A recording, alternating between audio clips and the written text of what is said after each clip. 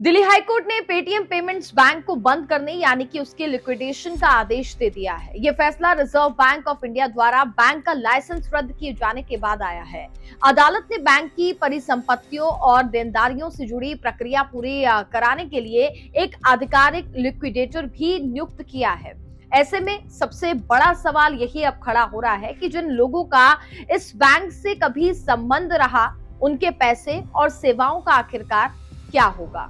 सबसे पहले समझिए लिक्विडेशन का मतलब क्या है। किसी बैंक का लिक्विडेशन यानी कि उसे औपचारिक रूप से बंद करने की कानूनी प्रक्रिया।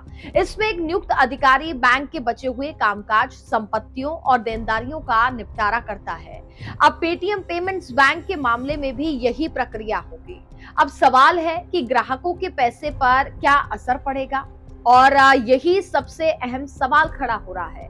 आरबीआई पहले ही कह चुका है कि बैंक के पास जमाकर्ताओं का पैसा लौटाने के लिए पर्याप्त कैश मौजूद है, यानी कि लिक्विडेशन का आदेश आने का ये मतलब नहीं है कि ग्राहकों का पैसा फंस जाएगा। भुगतान और निपटान की प्रक्रिया कानूनी निगरानी में आगे बढ़ेगी।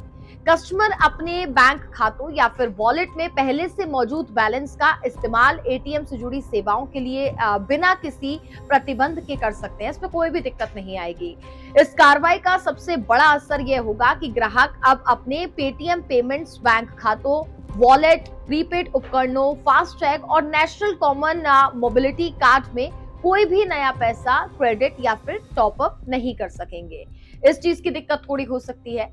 क्या इसका असर पेटीएम ऐप पर भी पड़ेगा? ये कार्रवाई पेटीएम पेमेंट्स बैंक से जुड़ी है। पेटीएम ऐप और उसकी अन्य सेवाएं अलग कॉर्पोरेट इकाइयों के तहत संचालित होती है, इसलिए बैंक के लिक्विडेशन और पेटीएम ऐप की अन्य सेवाओं को एक ही चीज मानना सही नहीं होगा। हालांकि जिन सेवाओं का सीधा संबंध पेटीएम पेमेंट्स बैंक से था, वह पहले से ही आरबीआई की कार्रवाई के दायरे में आ चुकी थी। आखिर बैंक बंद करने की नौबत क्यों आई? असल में पेटीएम पेमेंट्स बैंक पिछले कुछ सालों से आरबीआई की निगरानी में था। पहले नए ग्राहक जोड़ने पर रोक लगी, फिर नए डिपॉजिट लेने जैसी कई गतिविधियों पर भी प्रतिबंध लगाए गए। इसके बाद इसी साल अप्रैल में आरबीआई ने बैंक का लाइसेंस भी रद्द कर दिया। केंद्रीय बैंक का ये कहना था कि बैंक में लगातार रेगुलेटरी नियमों का पालन नहीं किया गया और उसका संचालन जमाकर्ताओं के हितों के मुताबिक नहीं पाया गया। ये एक इसको लेकर के कारण बताया जा रहा था। और अब सवाल है कि आगे क्या होगा। दिल्ली हाईकोर्ट के आदेश के बाद नियुक्त आधिकारिक लिक्विडेटर बैंक के पूरे लिक्विडेशन की प्रक्रिया संभालेंगे। वह बैंक के बोर्ड की शक्तियों का इस्तेमाल करते हुए कानूनी प्रक्रिया पूरी करेंगे। ये पेटीएम पेमेंट्स बैंक के औपचारिक समापन की अंतिम प्रक्रिया मानी जा रही है।